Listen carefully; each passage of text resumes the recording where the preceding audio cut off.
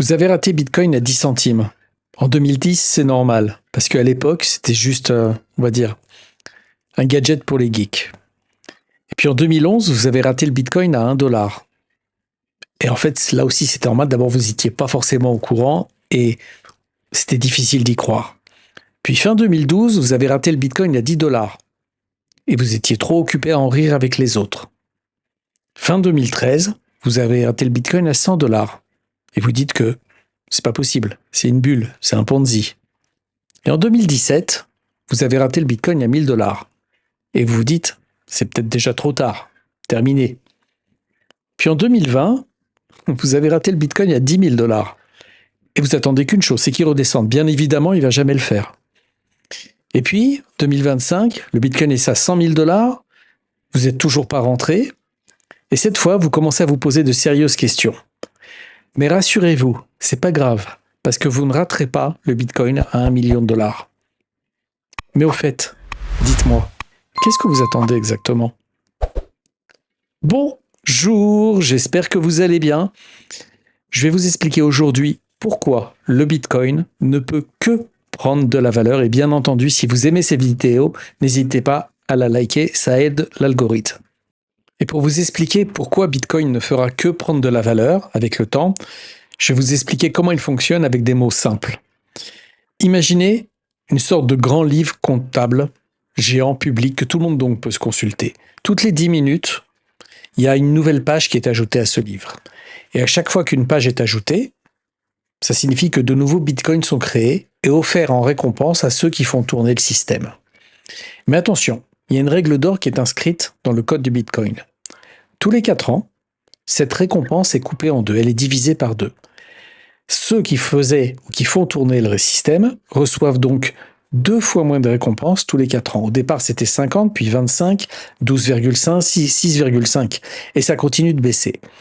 C'est un peu comme si on extrayait de moins en moins d'or à chaque voyage dans la mine. Et la conséquence, le résultat, c'est que les nouveaux bitcoins deviennent de plus en plus rares.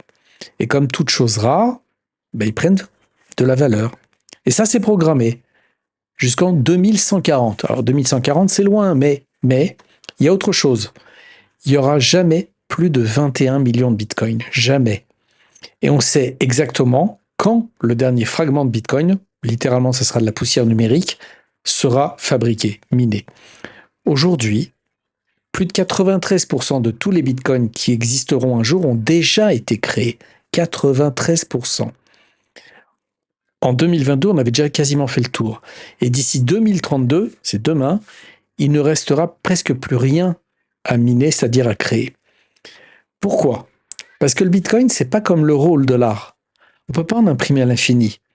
Il y aura exactement 21 millions de bitcoins, pas un de plus, c'est inscrit dans son code.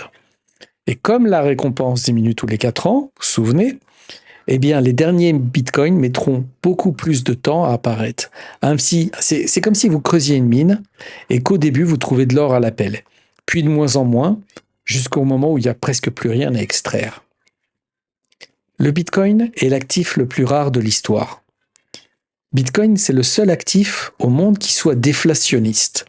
Pourquoi? Pas inflationniste, déflationniste. Parce qu'on ne peut pas en créer plus. On peut imprimer plus de billets, plus de yens, plus de dollars, plus d'euros. On peut émettre plus d'actions en bourse. On peut construire plus d'immeubles. On peut creuser plus profond pour trouver plus d'or, ou de pétrole, ou ce que vous voulez. Mais du bitcoin, c'est pas possible. C'est le premier actif au monde dont la rareté est mathématiquement calculée et prouvable. Même l'or n'est pas vraiment rare. On n'a même pas commencé à forer les fonds marins, où potentiellement dorment des tonnes d'or. Et en fait, les 2 choses les plus rares sur Terre sont le temps de votre vie et Bitcoin qui est littéralement indexé au temps. Je répète, le temps de votre vie et Bitcoin qui est littéralement indexé au temps. Que va-t-il se passer ensuite? Si l'offre devient de plus en plus rare, que la demande augmente, que le prix explose, c'est une loi du marché. Une offre limitée plus une demande croissante égale une hausse exponentielle des prix. Et aujourd'hui, je vous rappelle que seulement 4% de la population mondiale possède du Bitcoin. Bitcoin est l'actif le plus rare de l'histoire. Bitcoin est le seul actif au monde qui soit déflationniste. Pourquoi? Parce qu'on ne peut pas en créer plus. On peut pas en imprimer. On peut imprimer plus de billets, plus d'euros, plus de dollars, plus de yens. On peut émettre plus d'actions en bourse. On peut construire plus d'immeubles. On peut creuser plus profond pour trouver du pétrole ou de l'or. Mais du Bitcoin, c'est pas possible. Et si on compare Bitcoin à tous les autres actifs, sur toutes les périodes de temps analysées, 2, 3, 5, 10 ans, 13 ans, Bitcoin est l'actif le plus performant de la planète. Point. Le Nasdaq en deuxième position, toutes les valeurs technologiques donc, a rapporté 16,1% par an sur les 10 dernières années.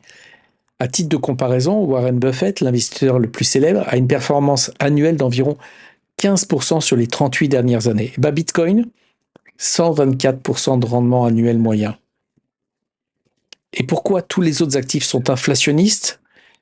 Parce que chaque nouveau dollar ou euro qui est imprimé dilue la valeur des anciens. Le résultat, c'est que vos euros, vos dollars perdent de la valeur. Et donc, l'inflation grignote votre pouvoir d'achat et, avec le temps, elle vous appauvrit. Tous les actifs mondiaux sont inflationnistes, sauf un, Bitcoin.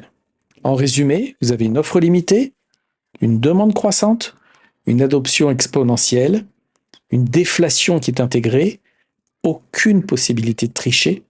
Il peut y avoir des faux billets, du faux or même, mais il peut pas, des faux diamants aussi, il ne peut pas y avoir de faux Bitcoin. Et une performance inégalée. C'est pas un pari Bitcoin, c'est une révolution mathématique, technologique et monétaire. Et on n'en est qu'au début. Merci de m'avoir écouté. Si vous aimez cette vidéo, n'oubliez pas de la liker et de vous abonner. À bientôt. Que Dieu vous bénisse.